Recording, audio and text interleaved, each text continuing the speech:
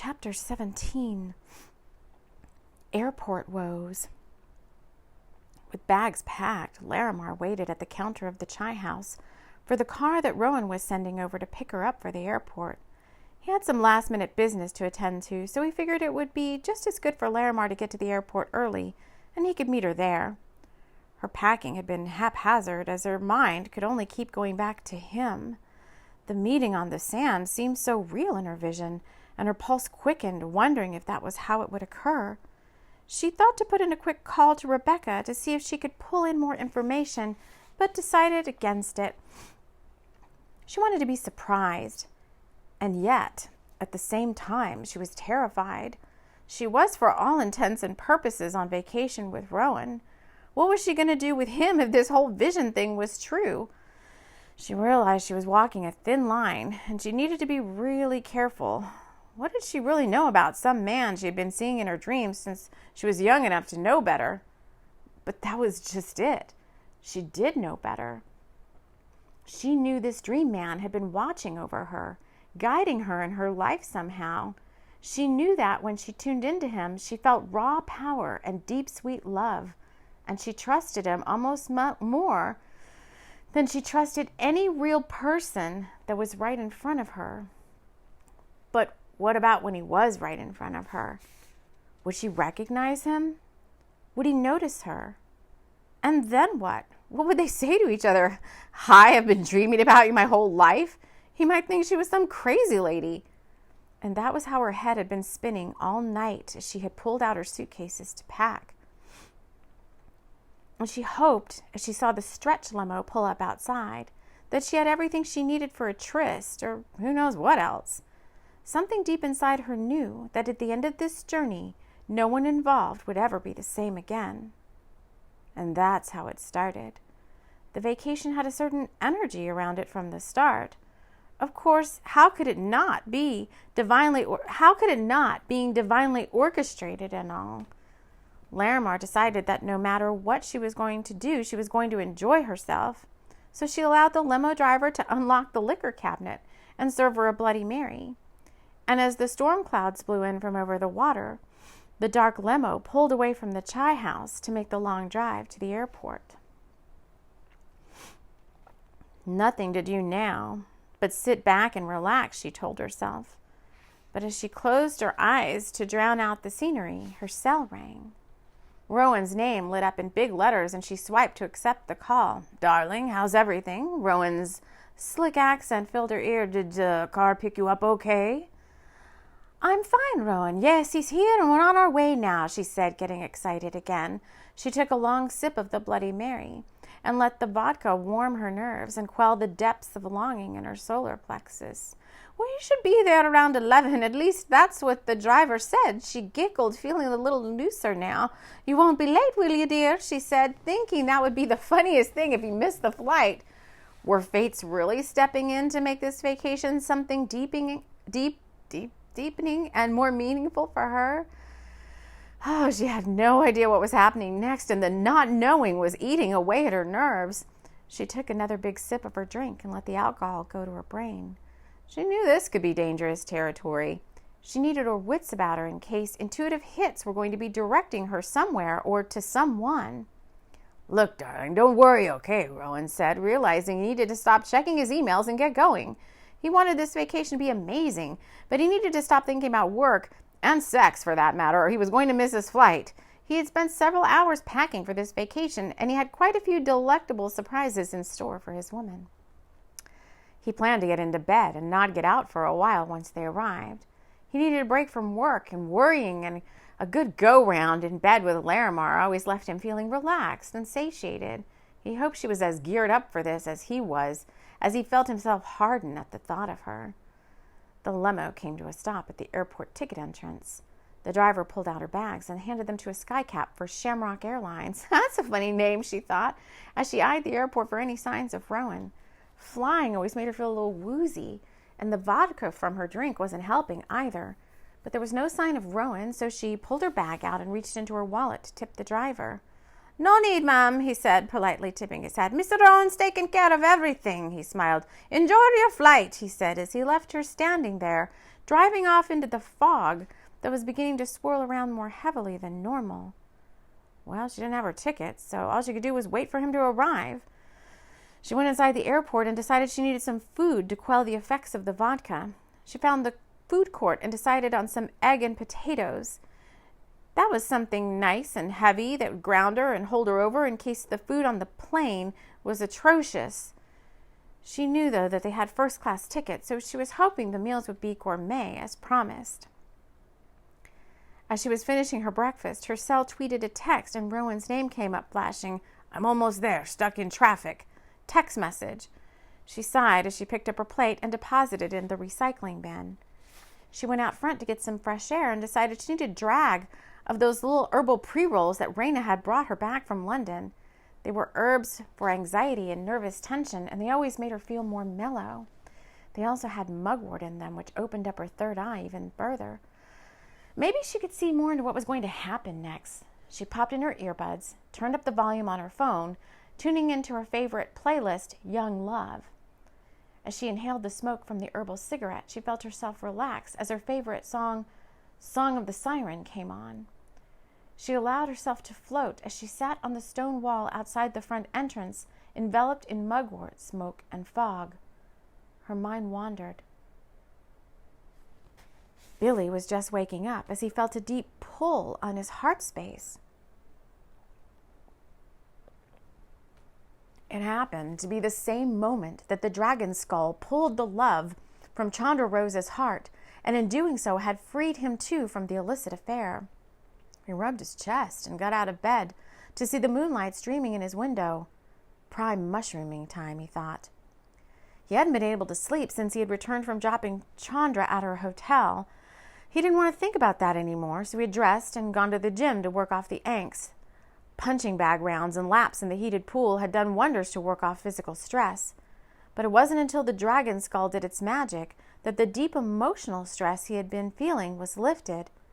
He felt lighter and pulled on his clothes to go out to the woods. The tree spirits always brought him peace. He decided to hike up from the mansion rather than driving around to the trailhead entrance. He wanted to see if he could connect with those fairies again. He didn't have to wait long as he entered a space in the woods where only the faintest of moonlight shone through the tree canopy.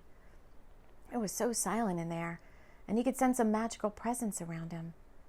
He squinted to look towards the deeper gathering of trees, and as his eyes adjusted to the darkness even further, he saw her, the same Fae guardian he had seen before. She was staring at him from behind the largest tree, being sure to cloak herself with the help of the tree's dryad. A magical, shimmering light came up from behind her, and she beckoned him in closer. Oh, what the heck, he thought to himself. I have nothing to lose. Although he knew the stories of those that succumbed to the Fae and never returned, he didn't care. Nothing was holding him here now. Or so he thought. He just wanted to feel peace. He didn't want to think about anything at the moment.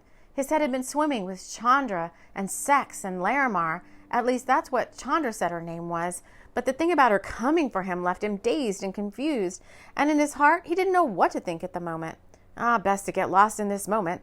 At least he could see it, feel it, sense it, and almost touch her. He moved closer to the fairy. She giggled, and he felt it tickle in his heart space. He wanted to laugh and have fun. He didn't want to be serious. He didn't want to think about anything. She held out her hand, and he took it, allowing himself to be pulled into the light. All reality faded away, and he became light and joy and childlike. He laughed and danced with her. As her white stag joined them, he wondered for a split moment if he had accidentally eaten a wild mushroom that he shouldn't have, but he knew he hadn't. He wanted this, and it had manifested itself for him. He knew the ways of the Fae. He had been one himself many lifetimes ago, and old memories and haunts came flooding back to him now. He didn't want to let her go. He didn't want to go back, so he danced with her sweet sister fairy, and the band played on. Larimar's head was swimming with mugwort, and then she saw it in her mind's eye. A clearing of trees with the brightest, most ethereal light streaming out from behind the largest one. And then she saw him dancing in the arms of a beautiful and very tall ancient one, and she knew. The fairy swirled around the forest floor, leading him deeper and deeper in, and the ghostly amber eyes drew her into him even further, cleaving into him. And then she was there. Larimar stood just outside the light, peeking in. The fairy pulled him closer to her and deeper into the woods, and Larimar knew she had to act fast or she was going to lose him to the fae. She reached out her hand in her mind and she called him, "Billy," she said clear and strong. "Billy, come to me, darling," she commanded. The fairy dropped his hand and looked angrily at Larimar. Who was this? No one was allowed into this realm of the forest. He turned, still drunk from her charm, and the song of the siren playing loudly in his mind. And then he saw her. Larimar was calling him, but he still was fairy drunk and not really certain he wanted to return. And as the mugwort swirled around in her brain, Larimar sat enveloped in fog and unable to move, so powerful was the vision in her mind's eye. She could feel the forest floor under her feet, and she could see Billy and the fairy as if they were right in front of her. She knew she had to act fast, so she made 3 steps into the ethereal light and grabbed his hand, pulling him out and towards her as she backed away from the fae and the white stag guardian. She heard a loud scream as the fairy ran and hid behind the large tree. And then they were standing face to face. Billy was wet with forest dew and sweat and still reeling from the fairy's dust that had pulled him under and into a deep trance state. And Larimar, who had astral projected herself to him in his greatest moment of need, was standing in front of him, wispy and delicious in the night air. And then she was gone. Larimar felt a hand on her shoulder, and then she was back at the airport, her eyes glazed from the mugwort and her mind swimming from the vision she had just encountered. She was transfixed on the last moment of Billy's eyes, and his face staring right into hers. "No!" she screamed out loud, and the skycaps looked over to ensure all was well. Rowan released his touch on her shoulder and knelt down to look in her eyes. "We've got to get you out of here," he said, sweeping her up in his arms and carrying her inside the terminal and over to the lounge area. "Can I get some water, please, for the young lady?" Rowan motioned to the airline personnel starting to gather around. "She almost fainted," he said, brushing wisps of hair from her face as she sat transfixed and unable to utter a word, still under the spell of the moment. Chapter 18. Star Guardians of the Light. She couldn't help herself, but she wanted to go back there, wherever it was, and be with him. Her Billy was right there in front of her, and she was somehow pulled back and away. Heck, if she knew she could astral travel like that before, she would have been doing it all along. The mugwort spell began to clear. She sipped cool water and sat upright, grounding herself into the airport atmosphere again. Rowan stood over her, looking worried and anxious. What was happening to his woman, he thought inside. She didn't seem well at all. Maybe she wasn't well enough to even make this trip. She seemed so out of it and not herself at all. He didn't want to upset her, but he knelt down in front of her, and in his most compassionate tone that he could muster, said, "Darling, what's come over you? I'm concerned about your well-being. I mean, what would have happened if I hadn't come along when I did?" he speculated. "I'm fine," she said, pulling herself up to standing. She did feel weakened by the whole experience, but inside her head felt free and floating, and she wanted that moment all over again. By heck, she had astral traveled and saved her love from being taken by the fae. What would come next, she wondered. "Do you think you're well enough to travel?" he asked with concern. "We can go somewhere else closer, darling," he said, hoping she really was okay. But nothing was going to stop her from seeing him. And Rebecca had said it was going to transpire on this journey. She wasn't going to miss it for anything. "I'm perfectly well, Rowan," she said, looking him straight in the eye to show him it was so. "Just got a little woozy from my drink and the smoke in the airport. Travel always makes me feel so lightheaded," she said, feeling stronger now, but concerned about Billy. What was happening to him right now? Would that fairy come back and try to take him away again? She needed to get away from Rowan for a moment and try to check in with Billy's spirit. She needed to feel him around her. "I have to go to the bathroom," she said, looking around for the lounge. "I'm really fine, and I can't wait to go on this trip, really," she said, kissing him lightly on the cheek. She eyed the ladies' lounge and, turning to blow him a kiss, made her way into the sanctity of the ladies' waiting room. Safe in her own space, she sat down on one of the lounge chairs and closed her eyes. She intended to tap into Billy and just see what he was doing. She had never really tried this before. The visions that always just come to her without her trying to do anything. But she wanted to be there so badly now. She recalled the look on his face as she pulled him away from the ethereal light. He was right there in front of her, and he felt so good, so right. Her mind, clouded from reality and the sounds of the ladies' room, were drowned out by the song on her playlist. She realized music made it easier for her to travel outside herself. She could make a thin mist out in her mind's eye, and she intended to go back to him. Right where he was at is where she wanted to be.